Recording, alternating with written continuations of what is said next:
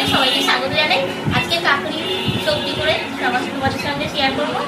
আর এখানে দেখো এই যে এগুলো লঙ্কা, আচারি লঙ্কা বলে, এইটা লঙ্কাটা একসাথে দিয়ে আজকে নিরামিষ একটা সবজি হবে।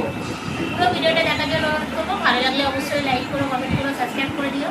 চলো এই কীভাবে কাটি এইগুলো দেখতে থাকো। এইভাবে এরকম লঙ্কাগুলো চিড়ে নেবো। এই যে ভিতরে যে দানাগুলো আছে এগুলো সব এইভাবে ফেলে দিতে হবে।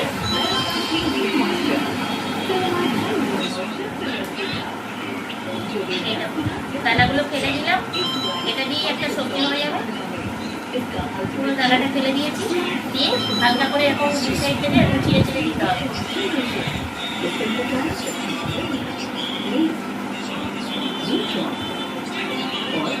মুখটা কেটে নিলে দানাটা বার করতে সুবিধা। এইটা দিয়ে দুই সাইড এরকম কেটে নিতে হবে লঙ্কাগুলো। খুবই সহজ এটা সবজি বানানোর জন্য। যে কোনো রুটি পরোটা দিয়ে খেতে খুব ভালো হয়। আমচুর মশলা আর তোমার দিতে হবে সাদা সর্ষে, কালো সর্ষে একসাথে মিক্স করে একটা বেটে নিতে হবে। আর 1/2 চামচ আমচুর মশলা দিতে হবে। আমচুর মশলাটা দিতেই হবে, না হলে টেস্ট হবে না। কারণ এটা লঙ্কা যাতে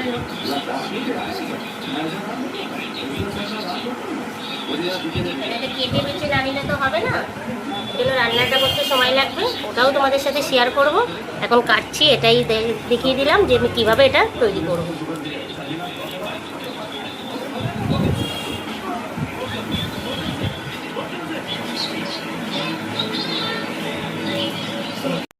খেয়েছিলে রান্নাঘরে সবাইকে স্বাগত জানাই।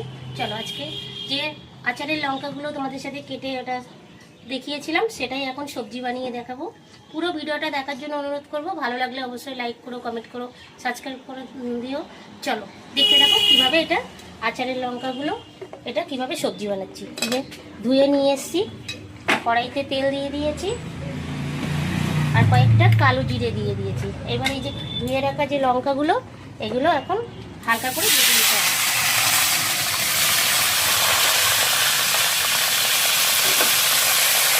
ভালো করে নাড়াচাড়া দিয়ে দিয়ে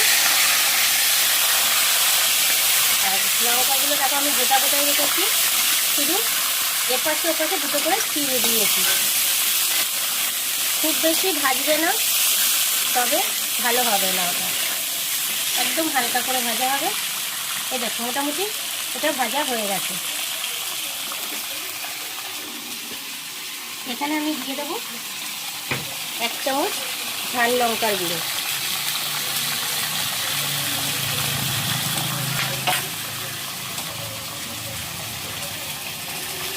1/2 চামচ হলুদ গুঁড়ো,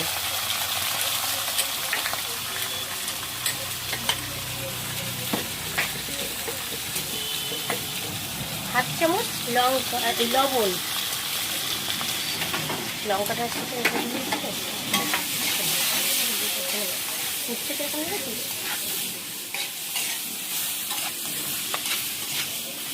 এই দেখো সুন্দর হাফ হাফ ভাজে সিদ্ধ হয়ে গেছে লঙ্কাগুলো।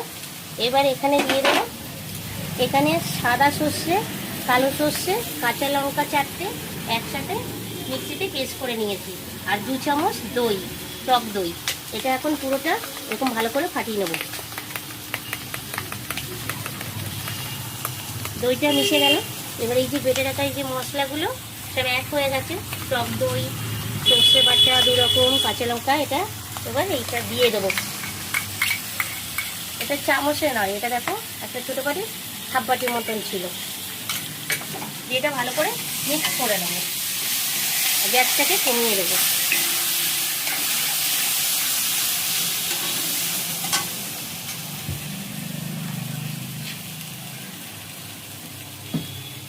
এটাতেই 1 বাটি, এই যে এটাই 1 বাটিটা পরিমাণ মতন জল দিয়ে দেবো।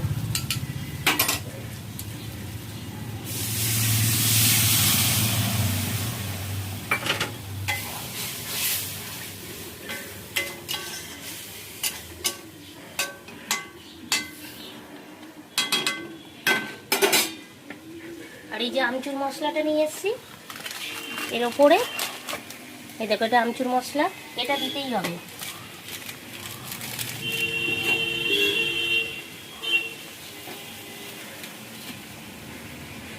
1 চামচ আমচুর মশলা উপরে দিয়ে দেবো। এটা তুমি অন্তত 10-12 দিন রেখে খেতে পারবে, পরোটা, রুটি সব কিছুর সাথে খাওয়া যায়।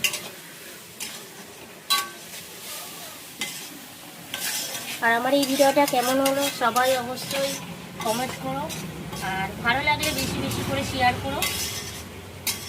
দেখো এখানটা থেকে এটা লো গ্যাসে দিতে হবে, হয়ে গেছে।